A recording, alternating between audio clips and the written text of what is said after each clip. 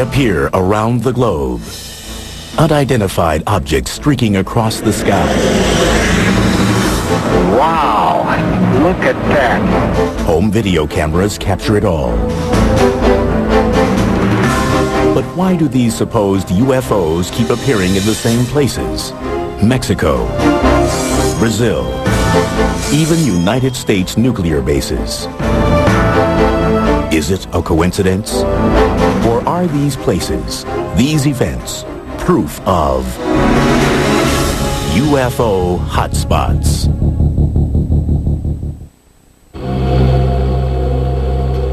Sao Paulo, Brazil, 1988. Gulf Breeze, Florida, 1988. Las Vegas, Nevada, 1990. Mexico City, Mexico, 1991. Wow, whatever it is, it's something strange. What do all these cities have in common? There are so many UFO sightings reported in these places that they are all considered to be UFO hotspots. A UFO hotspot would be an area that represents a high number of sightings of abnormal or unusual aircraft that are unidentifiable. It's been long recognized that UFO sightings tend to come in waves. In other words, there's an area of the country or the world where the number of UFO sightings increases for some unknown reason. There are theories about why these areas seem to attract UFO attention. To some, the reason is the natural forces of the Earth, like volcanoes and earthquakes. The UFOs appear to be observing us. Well, the UFOs have come to certain spots because of what's going on at the time. One of the things that seems to stimulate UFO activity is a major disruption in the Earth. Still others believe that human behavior is at the root of these sightings. One of the things that has to do with hotspots is that once somebody notices something, then others are going to look also. That you may not pay much attention to your surroundings. Someone says, gee, last night there were 3 mysterious lights went by. The next night you're going to be watching, and there's a much better chance that you're going to see them than if you're just sort of walking along looking at your feet. According to the National UFO Recording Center, there have been more than 13,000 UFO sightings in the United States since 1990, making such places as the mysterious Area 51 in Nevada, Washington State, and Florida UFO hotspots. Still, with reports of UFOs coming in from as far-flung locales as Quito, Ecuador, Haifa, Israel, Stuttgart, Germany, and Sydney, Australia, America doesn't seem to be the only place getting these unexplained visits. Many people don't realize that UFOs are not seen only in the United States, they're seen all over the world. There are hotspots all over the world. Brazil is one of those hotspots. With 549 sightings, Brazil was second only to the United States in reported UFO activity in 2001. And unlike America, where UFO reports are traditionally met with skepticism, Brazil has a strong tradition of accepting UFO sightings and even publicly conducting government investigations. Generally, South American countries are more open to this type of thing. There are other cultures that are more tolerant of people's perceptions, their emotions. They're more open to events that may be part real, part mystical, and they do not have the same strong norms, you might say, against reporting unusual or paranormal kinds of experiences. We also have to think in terms of the kinds of religions that predominate, in that if you have religions that make opportunity for saints and angels and things like that, the idea of powerful visitors from afar is, I think, much more easy to accept. October 15th, 1957. Brazil is the location for one of the world's first accounts of an alleged alien abduction. Antonio Villas-Boas was a young man. He was driving a tractor in a field. He claimed he saw an object come down out of the sky and land nearby. He was greeted by aliens taken on board, washed off with some kind of a substance that smelled very badly to him. He made him vomit, and he later thought maybe that might have been something like a disinfectant or the like. While he was in this enclosure, a female alien type came in and had sex with him.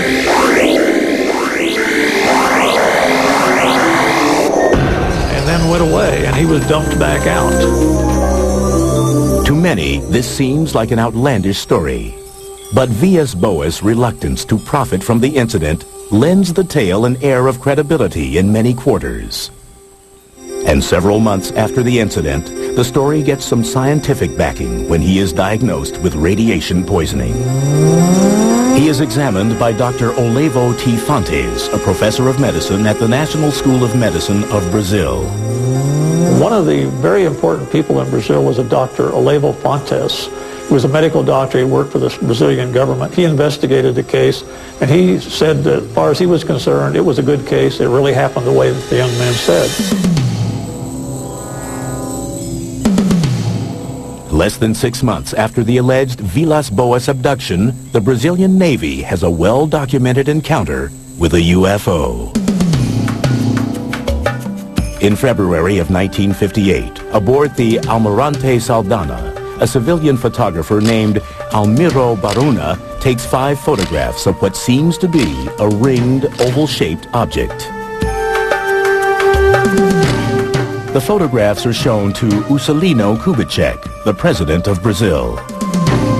Not wanting to keep this information secret, Kubitschek releases the pictures to the public, and they soon appear on the front pages of the nation's newspapers.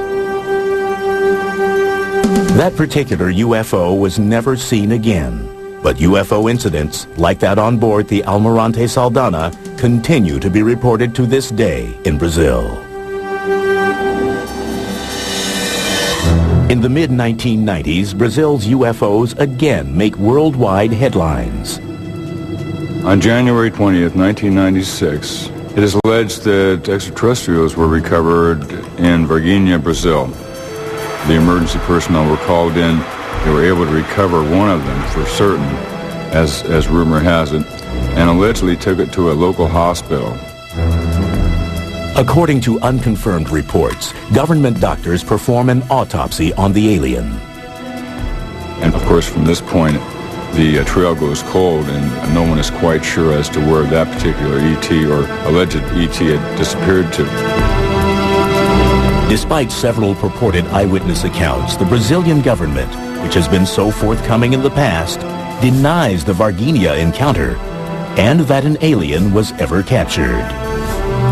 Everything that was in any way connected with this sighting somehow vanished. Ironically enough, after this creature was allegedly recovered, there was a high number of UFO sightings in the area. While most experts doubt the veracity of the Varginha ET incident, the long persistent history of UFO sightings in Brazil is harder to ignore. One curious theory proposes that the ongoing destruction of the Amazon rainforest may be attracting extraterrestrial attention. If you were to look at Brazil from space, Atlanta for CFA-CP. you would see that a vast area of that remote land is on fire. They're burning off the rainforest. That's changing the whole ecology of the planet. If you were observing a planet and what's going on there, you would definitely want to look at Brazil. And that seems to be the case.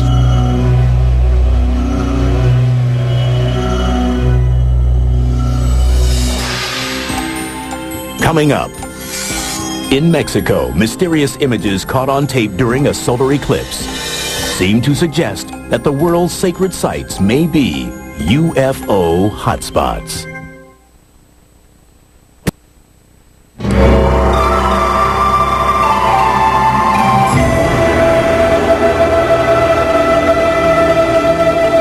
Mexico is a land with a sacred past, a land dotted with pyramids built by the ancient Mayans and Aztecs.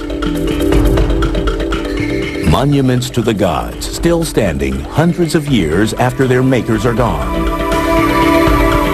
Could the sacred energy that permeates these buildings be attracting otherworldly visitors and making Mexico a UFO hotspot?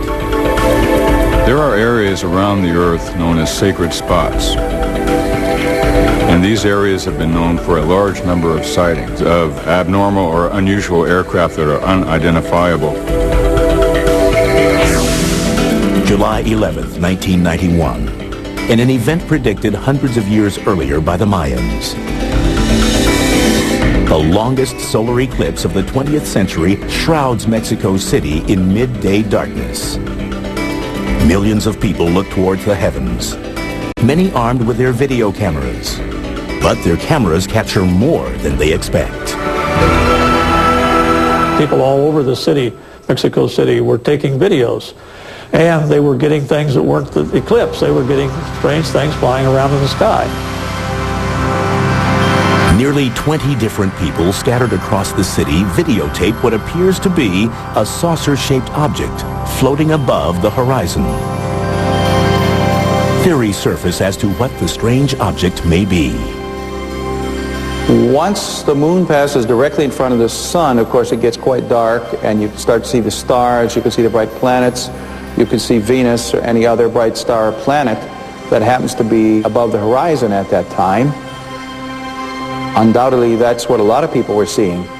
But when all of the different videos shot from multiple locations around the city are analyzed, the images seem to show Venus and the mysterious object as clearly separate entities. Some experts offer another theory.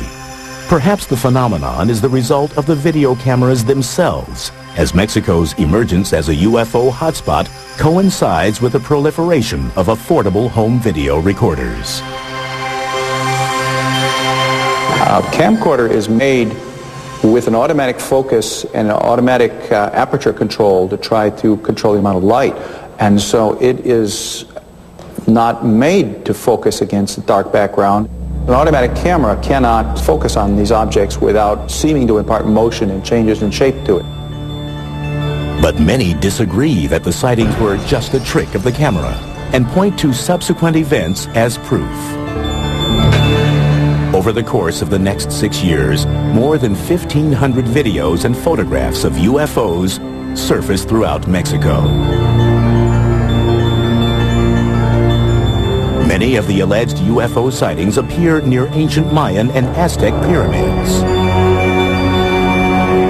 One area with a lot of sightings is Tepoztlan, a resort village some 60 miles south of Mexico City. According to UFO researcher Carlos Diaz, 60% of its residents report having seen a UFO. And local air traffic controllers confirm that radar regularly detects unidentified objects over the area.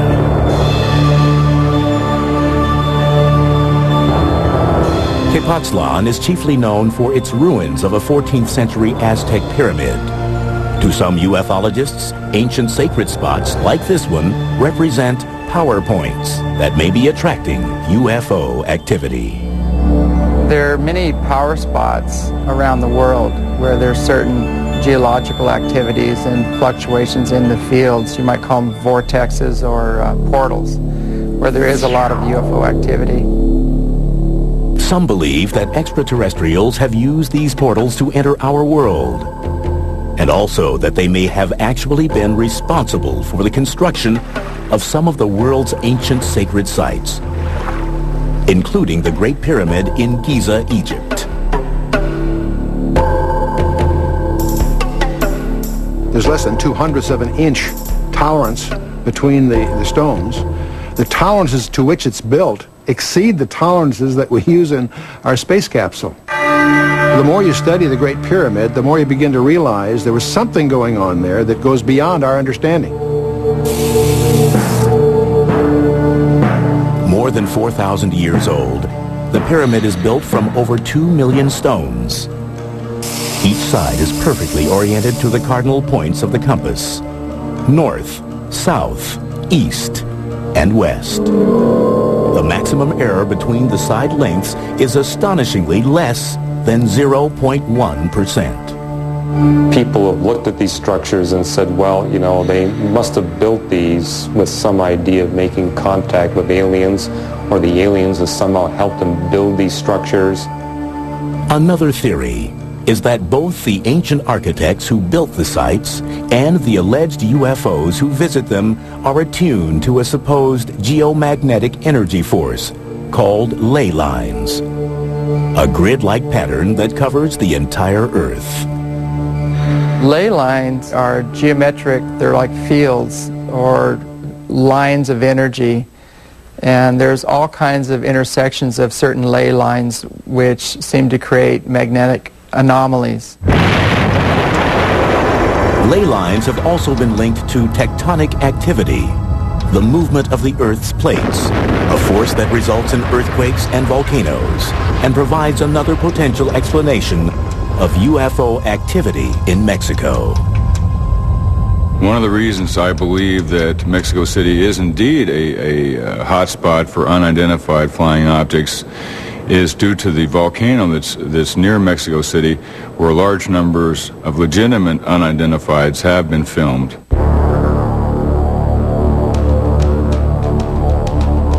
UFOs have frequently been reported near Popocatépetl, Mexico's Smoking Mountain.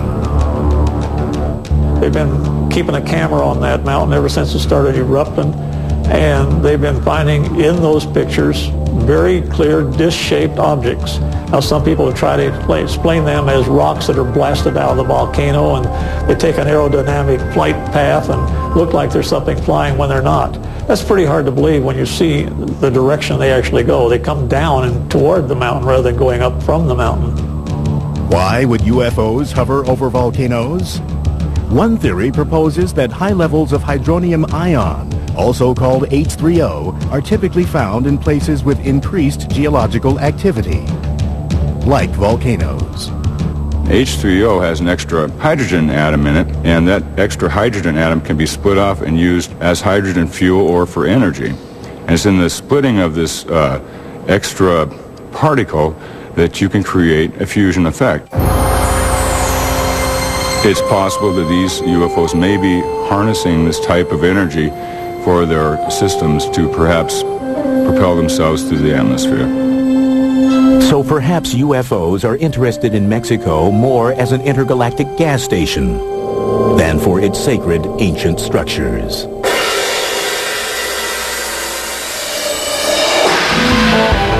Coming up next, 10 of America's nuclear missiles suddenly shut down as a glowing disk hovers above Malmstrom Air Force Base.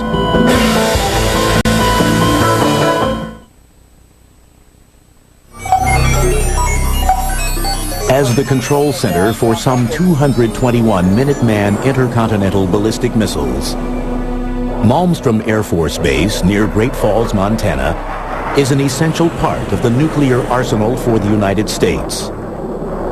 For decades, Malmstrom and other strategic air command centers like it have been the primary potential targets for the country's enemies. But many UFO experts wonder if these bases have also been attracting a different kind of attention. Are America's nuclear installations UFO hotspots? One interpretation of UFO activity is that these entities, assuming that they are entities, are interested in our technological development. We're a very violent species, as you know if you watch television at night. So that alone is a reason that they would have to pay attention to what we're doing. March 16th, 1967. Reports of UFOs at Malmstrom seem to demonstrate an extraterrestrial interest in America's nuclear forces.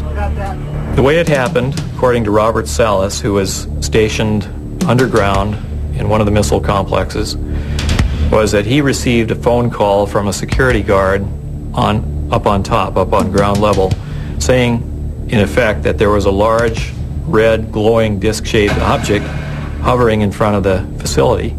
And the guards were extremely frightened about this, as you can imagine. He kind of laughed and sort of said, you know, back off. a security guard called a second time, saying, even more panicky, that the UFO was now hovering right outside the gate and was very close. They were observing the status board in the launch complex, and they noticed that the missiles started going offline. Clunk, clunk, clunk, clunk, clunk. 10 of the missiles, one at a time, just boom, boom, boom, boom, shut down. The missiles quit functioning. So we were really out of business as a nuclear deterrent at that time. The incident at Malmstrom is neither the first nor the last time that the security of the United States nuclear sites is supposedly compromised by a UFO incursion. This supposed trend in UFO activity is noticed as early as 1952 by Captain Edward Ruppelt, the first chief of Project Blue Book, the Air Force's official investigation of UFO reports. Ruppelt discovers what he calls an ominous correlation between UFO sightings and the locations of the nation's nuclear facilities. If you're in the military and someone is displaying an interest in your strategic capabilities, it's an alarming situation. It raises national security questions. A lot of investigation went on to determine what could happen. The Boeing company that was responsible for some of the equipment was involved. The U.S. government was involved in investigations. The actual reason for so many missiles going down simultaneously was a big puzzle. They found absolutely that an EMP, an electromagnetic pulse, may have fried the electronic workings in the missiles. However, there was no attempt whatsoever to relate the EMP, the pulse, to the presence of a UFO outside. In fact, the presence of the UFO out on the perimeter was dismissed as hearsay. We have no hard evidence that there really were any UFOs there. Nobody got any clear photographs or videos or anything like that. We just have somebody's perception that they went out and they saw a light in the sky. But the source of the EMP, a radiation wave that disturbs the function of electronic equipment, remains undetermined. And the government has never explained why so many missiles malfunctioned at the same time. It's important to bear in mind that these missiles are designed to be independent systems. So if you do something to affect one missile, it won't affect all the other missiles because they're totally separate. So whatever caused this event was able to shut down a whole variety of missiles that were spread around a large geographical area around the launch control complex.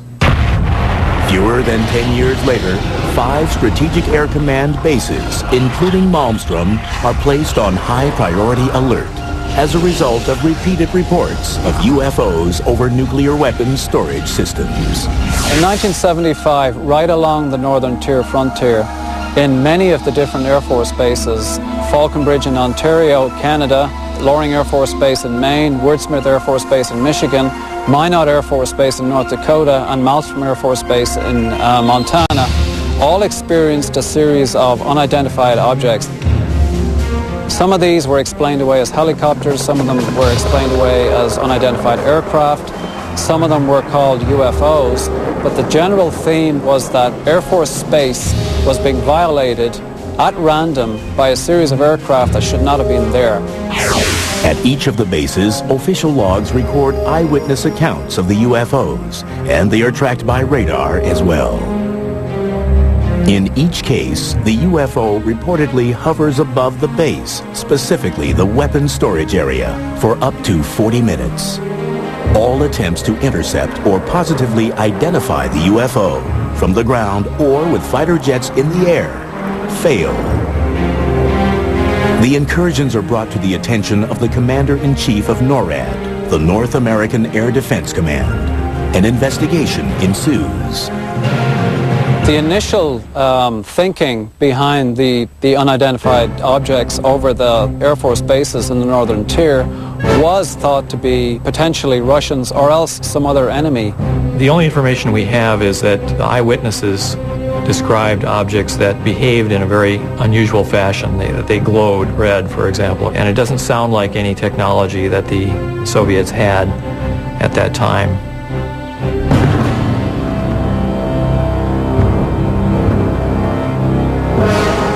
Another theory is that the UFO incursions were a type of readiness self-test to check the security of the bases in the event of an attack. But if it was a test, the bases performed poorly. The Air Force personnel were completely at sea as to what was happening. They were actually calling the law enforcement people in Great Falls, Montana for help because unidentified aircraft were buzzing them in missile-controlled silos. They had no idea what was going on.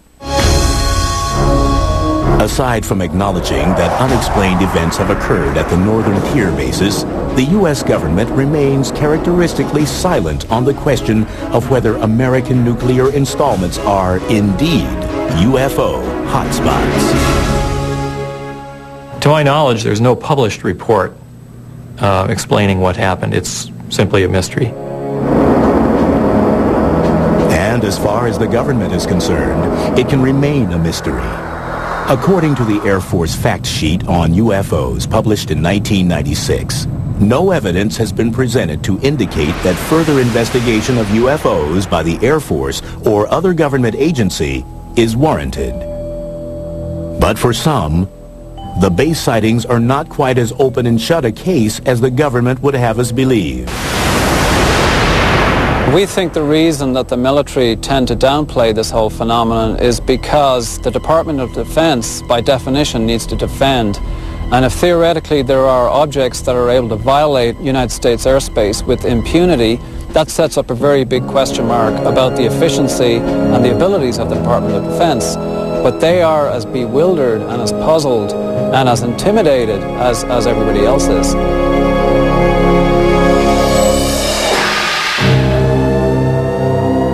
Coming up, amazing photographs and multiple sightings in Gulf Breeze, Florida divide the UFO community.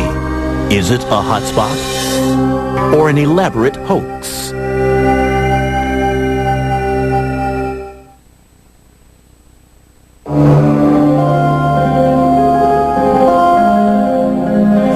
It's November 11th, 1987, and Ed Walters, a building contractor in Gulf Breeze, Florida, is about to experience the UFO phenomenon firsthand. As he would later recount, Walters looks up from his desk and sees what he believes to be a UFO. He grabs his Polaroid camera and ventures outside. Walters manages to snap a photo of what appears to be a glowing, dome-shaped bluish-gray craft hovering about 200 feet in the air. From 1987 to 1992, the small town of Gulf Breeze, Florida is famous for being an alleged UFO hotspot. Hundreds of eyewitnesses claim to see strange objects and unexplained lights in the sky. But Gulf Breeze is mired in controversy and allegations of a hoax. And Ed Walters stands at the center of the storm.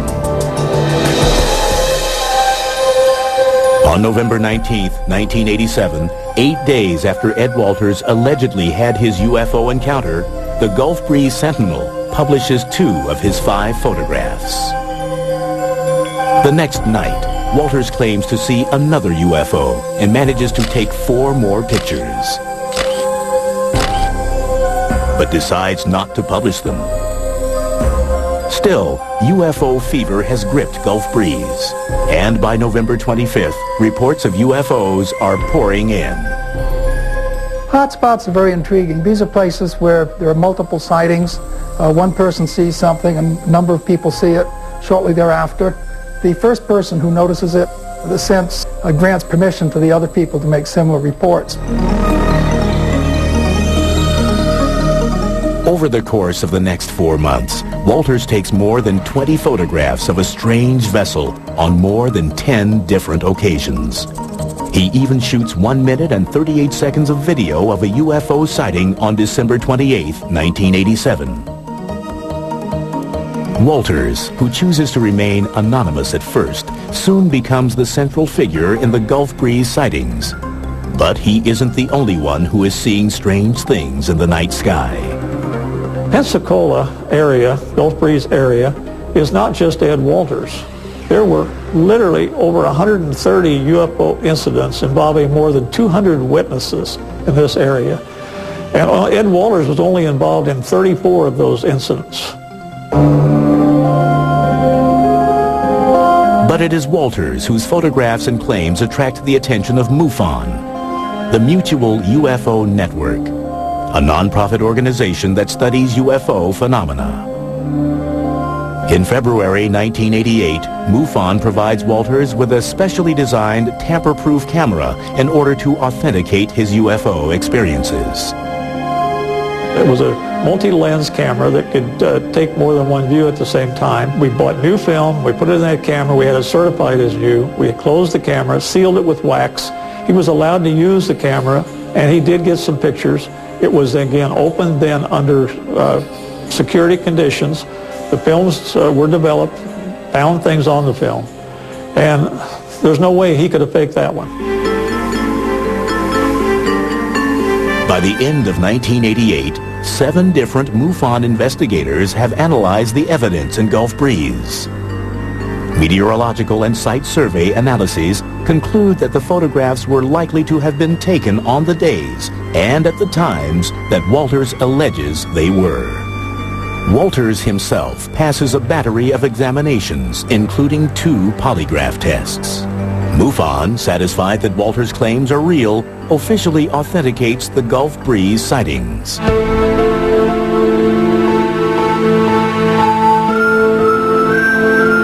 But in 1990, new doubts surface regarding the Ed Walters case. First, a model that resembles the UFO in Walters' photographs is found in the attic of his former residence in Gulf Breeze. Then, in July of that year, a teenager named Tommy Smith alleges that he witnessed Ed Walters faking the UFO photos. MUFON begins an investigation in a skeptical stance. It's like any private investigation or any police investigation. We go about it the same way. And like in any crime case, if more evidence comes along, we'll reopen a case. And we did reopen the case in Gulf Breeze because of Tommy Smith's allegation that Ed Walters had hoaxed it.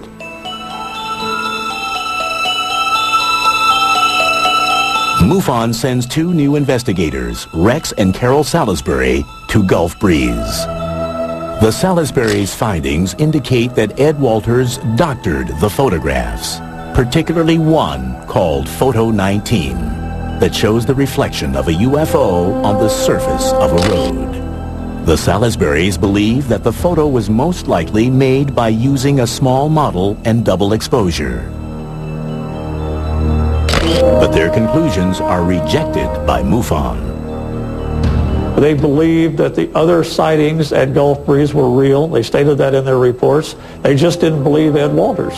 Basically, MUFON fired them and sent somebody else in to authenticate, quote-unquote, the sighting. The new investigator, named Gary Watson, questions the veracity of Tommy Smith's testimony. He also alleges that the model UFO found in the attic of Walters' former home was planted by someone who wanted to discredit Walters. Watson concludes that Ed Walters' photos and story are true. Despite the controversy over the Walters sightings, reports of a new UFO begin to emerge in Gulf Breeze. Instead of looking like ships or vessels, the new sightings are characterized differently.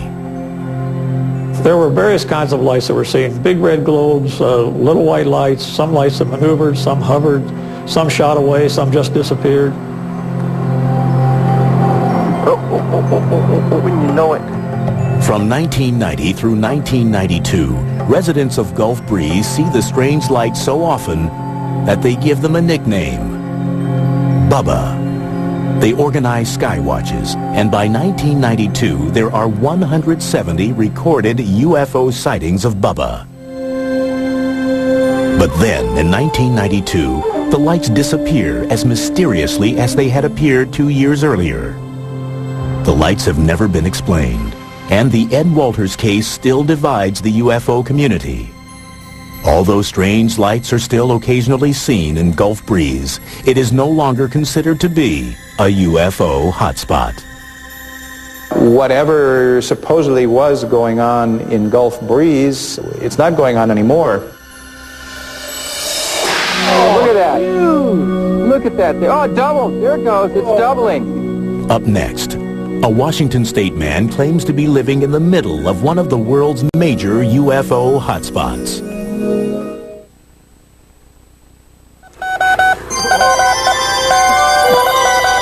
Winter 2002. Deep in the Mojave Desert, an alleged UFO hotspot, a flashing light beams a hopeful Morse-coded message to the stars. Hello, we are peaceful. Dr. Colm Kelleher and his colleagues at the National Institute of Discovery Science, or NIDS, are searching for signs of intelligent life in the universe. Armed with a light-gathering telescope, an electrospectrometer to analyze the light, and geomagnetic sensors to measure radio and microwave emissions, Dr. Kelleher hopes to amass physical data to prove, beyond a scientific doubt, that UFOs exist. The primary focus is to try to get physical data with respect to UFOs, and I think only a person who's been working in this field for quite a while would appreciate the absolute difficulty in getting physical data on UFOs, because you never know when they're going to appear, you never know how long they're going to stay, and you never know why they would appear in a particular place.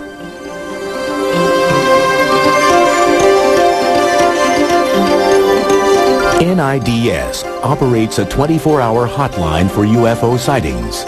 And although 95% of the accounts turn out to be IFOs, identified flying objects, like airplanes or weather balloons, there is still the 5% that defies explanation.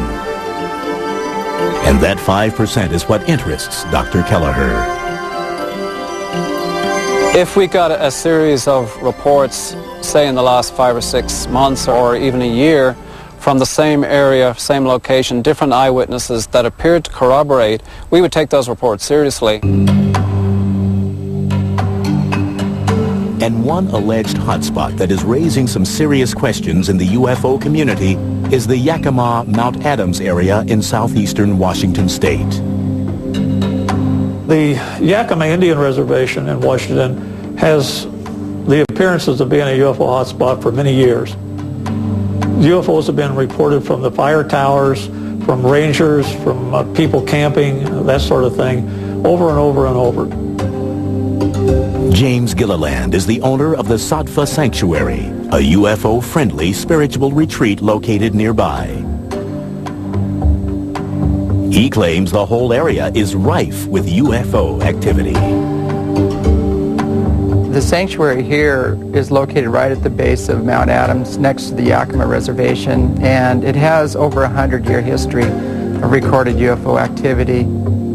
Well, I'd say this is probably one of the major hotspots in the world right now, because it's almost nightly that we see at least 1 or 2, if not 15 to 25 UFOs flying in the area. Gilliland and fellow seekers gather regularly in the summer months for sky watches. They play music and meditate and wait patiently for UFOs to appear.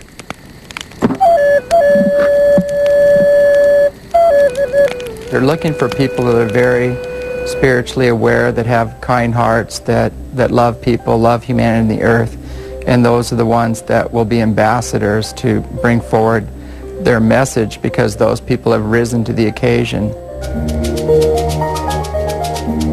As Gilliland and others see it, the anomalous lights that appear above his property exhibit both intelligence and intent. What these ships are doing, they're inquisitive, they're morphing, they're responding to lights, they're responding to the telepathic messages of those people on the ground. Whoa! There we go. We got it. That was a good one. We actually have some that morph from a round object to a triangle when we draw a big triangle in the sky, and then it goes back to a round object and then leaves again with multiple witnesses. When you're talking about lights in the sky, it's very difficult to say what causes them. Are they natural phenomena or are they not? When they seem to fly into an area, stop and react to people yelling or to flashes of light or something else, what causes the reaction? Do natural phenomena do that? One theory proposes that the lights in the sky are not doing anything, but the observer's eyes are. Something called the autokinetic phenomenon. The eye literally cannot focus properly on a single bright point source of light against a dark background, and so it seems to bob around, move around, wiggle, zigzag. All these things are perfectly normal behavior, but it's the behavior of your eye. It's not the behavior of the object itself. Trick of the eye or not, some believe that Gilliland's role at the center of the UFO activity that surrounds his home is characteristic of all of the areas deemed a hotspot. We've investigated in a couple of quote-unquote hotspots, and we are beginning to realize that any of the areas that we focus on usually has a single individual in that area who becomes a lightning rod for multiple reports from the community.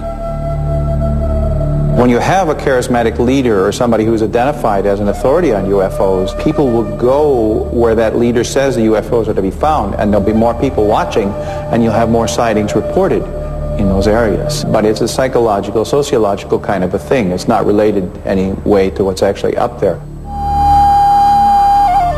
The major portion of people that are coming here are more aligned to trying to understand the experience on a more spiritual nature, but we do have a lot of, we call them looky-loos, that are coming just to try to see one.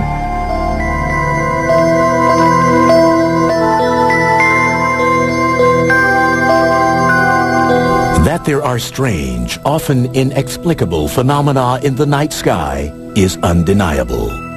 But just what these phenomena are, and whether they tend to cluster in time and place to form UFO hotspots, is open to debate.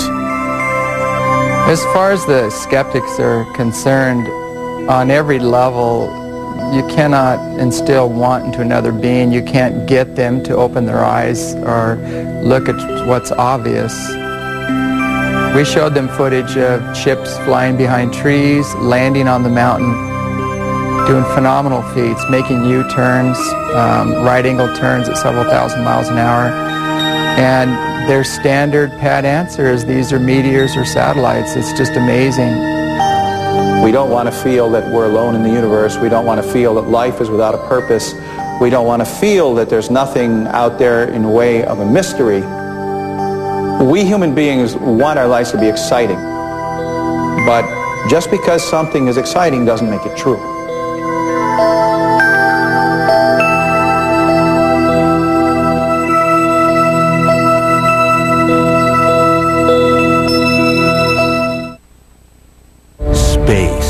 The final frontier. Will we ever colonize it like we do in the movies? What are the dangers that lie in wait for us? Join us for an entire weekend as we separate science fiction from science fact.